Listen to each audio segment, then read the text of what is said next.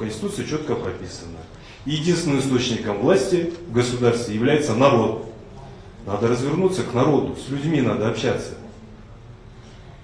Я призываю всех представителей средств массовой информации объединиться. Вы четвертая ветвь власти. Самое, что ни на есть, народное. Самое близкое к народу. Вещайте ту информацию, которая есть объективно на сегодняшний день в нашем обществе, в нашем государстве. И из этого большого массива информации, пускай каждый гражданин Кыргызской республики выделяет для себя то, что он хочет. Это нормальный, естественный ход развития любого общества. Вы посмотрите на рейтинги наших государственных компаний, КТРК. Зайдите в YouTube, посмотрите, сколько просмотров. Я вчера специально посмотрел перед нашим форумом.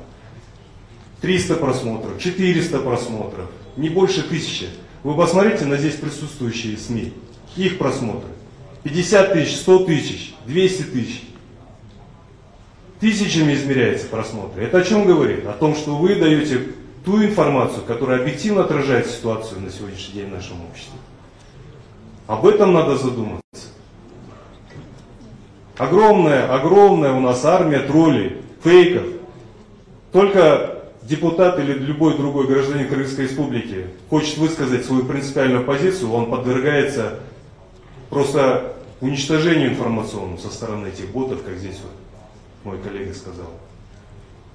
Это страшная вещь. И умная часть нашего населения, опять же, вся раздроблена, никто друг друга не поддерживает. Это страшно.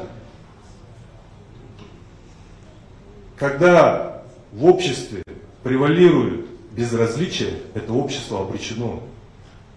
И когда нам приводят в пример Ливию, Сирию, это не те примеры, которые мы должны брать для себя.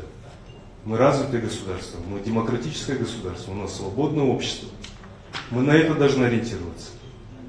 Защищать эти ценности. Мы что хотим передать нашим детям, нашим внукам?